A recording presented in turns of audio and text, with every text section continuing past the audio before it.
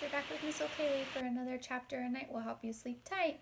I hope that you're really enjoying Dominic as much as I am. I think he's an awesome character. We're on to chapter 8, and we just left off with him battling the Doomsday Gang over the pig who just died but left him his treasure. So they're battling over that, and he's holding them off, except for, he can't keep it up forever, so the wasps come in and thank him for saving them, and they scatter the Doomsday Gang all over the place. So he now has all of this treasure and the wasps to thank for a victory, and we'll see where his adventures take him next. I hope that they are the ticket to you getting a good night's sleep. Here we go with chapter 8. Dominic was exhausted. He looked lovingly at the departing Yellow Jacket and dropped to the ground, where he rolled around in the cool grass until his panting subsided. Then he fell asleep and didn't wake up until morning, except once, briefly, to listen to an owl. "Why are there owls?" he asked himself. "Why, anything," he answered, and he was asleep again. In the morning, Dominic remembered something he had forgotten to do the day before, to make a proper, lasting headstone for Mr. Badger's grave. He found a flat piece of granite and chiseled out, "Here lies Barth Badger, a wonderful pig. He lived a century." He fixed the headstone at the head of the grave and firmed the earth around it. He laid some red roses at the foot of the grave. Again he had to cry. Then he went inside the house, ate breakfast, and packed some sandwiches, cookies, and fruit in his bandana. After he'd locked up the house, he put the key back under the flower pot at the left side of the door. He didn't know what else to do with it. He fastened the treasure chest, closed the sack of gold coins, put the golden piccolo in his bandana, and with some rope he found in the shed, he somehow managed to tie the 2 chests and the sack onto his back. Then he said a silent goodbye to Mr. Badger and to his house and staggered forth loaded with tremendous wealth. The weather was hot and he was overburdened. He had to rest often. Late in the morning he stopped by a hay waterfall and swam in the beautiful pool under it, enjoying the fluid feeling of union with the cool liquid. Afterward he washed his clothes, hung them on his spear, and took a nap while they dried. Well refreshed, he shouldered his burden again and went on his way, but soon his legs began to weaken and wobble, and he wished that wealth didn't weigh so much. Now he had to go uphill, and he felt even worse. At the top of the hill he came upon a sleeping donkey. Dominic put down the load, twisting to lower it, and tapped him respectfully on the shoulder. No response. Dominic barked. This made the donkey jump, and then he was awake, or partially so. He succeeded in focusing on Dominic with blurry eyes. "Yes, what is it?" he asked, yawning.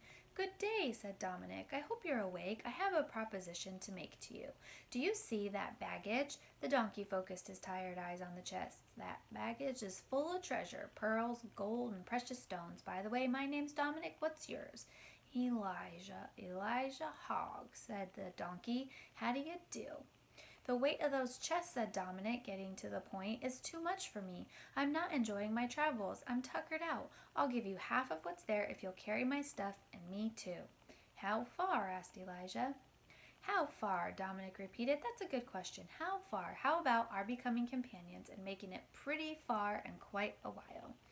"Let's see the stuff," said the donkey. Dominic opened the chest and the sack. "It's a deal," said the donkey, too confounded to say any more. The agreement settled, Dominic ate a sandwich while Elijah browsed in the clover. Then Dominic lashed his baggage onto the donkey with a running leap, took a seat in front of it. They started down the other side of the hill. "How much easier," thought Dominic, "to ride than to walk. What luxury!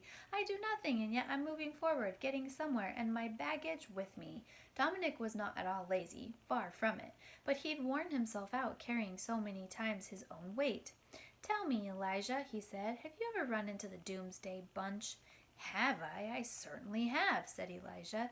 "They tried to get me to join their gang, and guess why? So they could ride me all over the countryside doing their wicked deeds. But I'm no fool, then, though I am a donkey, since I refused to join up with them.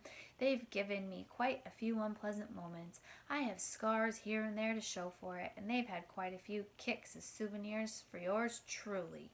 Dominic, perched comfortably on Elijah's back, told about his own experiences with the gang.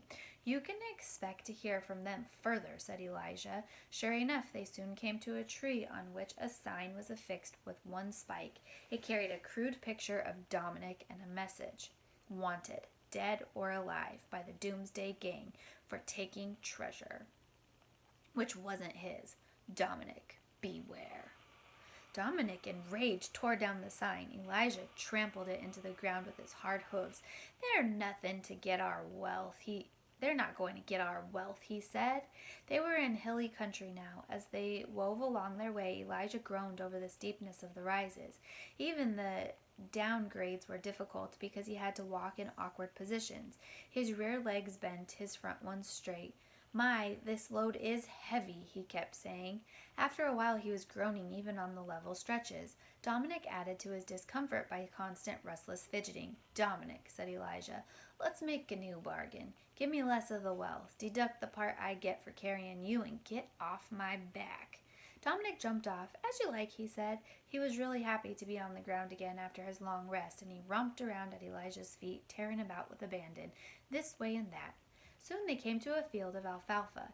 Elijah loped straight into it and with all the baggage on his back began eating. You know, Dominic, he said, I'm a lazy donkey. I have to admit it. I wasn't meant to carry loads and I don't really want to be rich. My, this is sweet alfalfa. How about taking this stuff off my back and calling off our agreement? Dominic understood. He didn't like carrying things either. Sure, Elijah, he said, if that's what you'd like. He rummaged in a chest, selected 2 of his best diamond necklaces, and hung one on each of Elijah's ears, where they seemed to belong. Then he shouldered the baggage, wished good cess to the wise donkey, and went on down the road. Adorned with diamonds, Elijah grazed. He intended to live near that field of alfalfa for as many days as it took him to eat it, not rushing to finish and indulging in all the daydreaming and stargazing that such work required. I like all the people he meets along the way. I hope that you sleep great.